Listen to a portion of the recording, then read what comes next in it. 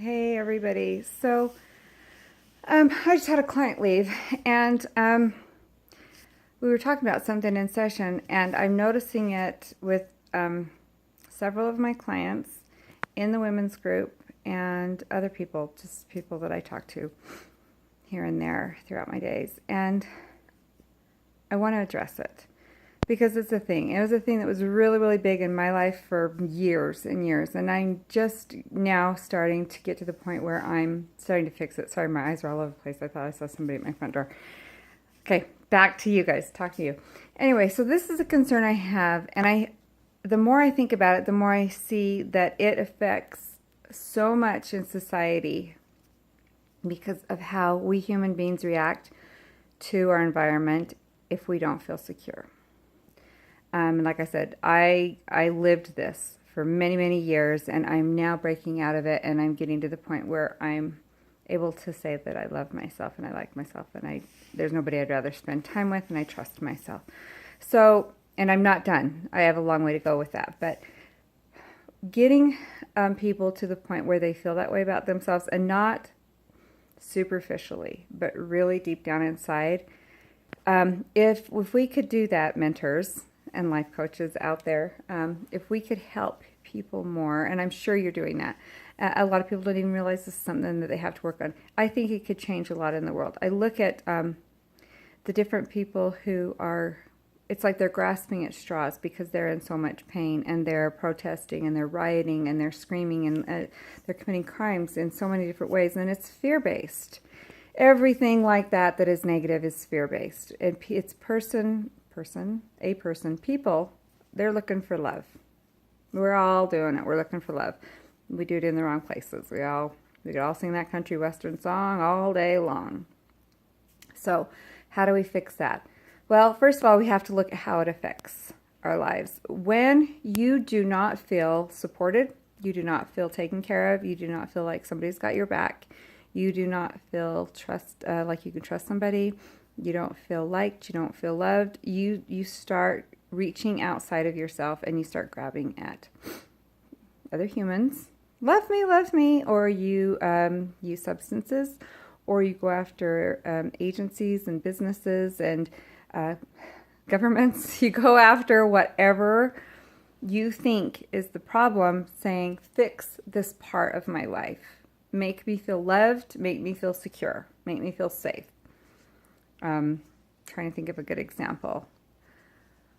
Well, romantic relationships is probably the biggest one it shows up in, when somebody grabs a hold of another person. Love me, and they are needy and they're desperate and they won't let go of that other person, and they cause problems, they sabotage their own happiness. And when you get two people that are like that and you put them in the same relationship, it's chaos. But even one person like that can be chaotic in a relationship. So what does it look like in a work environment? It's the person who's constantly unhappy and complaining. They miss the most work, but yet they're the most critical of everybody else's work. They're not getting their work taken care of in a timely manner or adequately. But here again, they're complaining. They're going to the boss all the time, griping, and they're reaching out, trying to make friends, but yet at the same time, they're alienating people from their lives. Okay, so do you kind of have a picture of the kind of people I'm talking about? Where do you fit into that? Because we all do. It's a spectrum. So we all, for heaven's sakes, it could be a continuum. We all fit in there. We're all at different stages of this self-acceptance. But most people, it seems like it's at an all-time low. And I think a lot of that has to do with the fact that we disconnect from the world. We come home, we get on our devices, we don't talk to other human beings, we don't have these interpersonal relationships. And so when we start having them again, when we leave our house, it's weird, it's messed up, we don't do it right. But it all stems back to one thing, and that goes back to loving the self. I just had my cute client, she's struggling with some things. I won't go into details because of confidentiality, but I had her write a letter to her best friend because she's feeling vulnerable, and not in the good way, not the good kind of way that we need to have in order to have a good relationship. It's the I'm scared, that kind of vulnerability. So I said, okay, write a letter to your best friend. I want you to tell her all the things you want from her. Tell her what you love about her, her strengths, what you admire about her. Just write this letter to your best friend. So she wrote the letter, and I made her leave the name part blank. Don't put your friend's name, just leave a line there. So she did that. She wrote the letter, and then when she was done, I said, okay, now write your name in that space. And she did. She kind of got a little teary-eyed. And I said, okay, now go back and read it. And she read it, and I had her read it aloud, too, in front of the mirror. And she was like, I can't believe that I'm saying, and this is 100% true, everything she wrote in that letter was everything she needed from herself right now. They were also attributes about herself that are great, that can help her fulfill these things. And I said, okay, you're going to be reading that to yourself every day. I'm going to have her keep track of her negative self-talk in her phone app, because she uses her phone all the time. I said, just write it down. I want to hear back when you come back next time, all the crap you're saying to yourself all day long. And I want you to see how you're sabotaging yourself.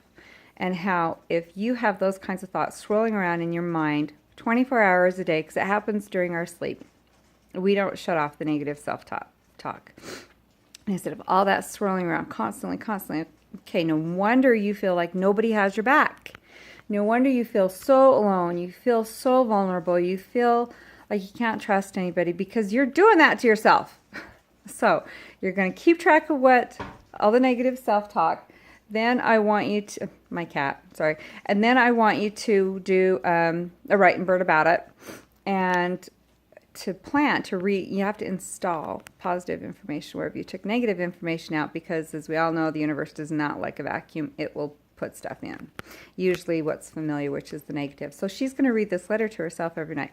But even as she was getting ready to go, she's like, I can't believe you just like flipped it. And I said, I didn't, you did. This is just the way our subconscious minds work. Everything she needed was right there in that letter.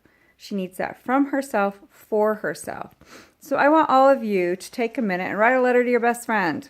Now that you know my trick, it might not work for you. But you have things that you need to give to yourself. If you could do that for you, it would help you feel less scared, less vulnerable, and less like you need to reach outside of yourself and grab it from somebody else or some agency or depending on the government. Don't do that.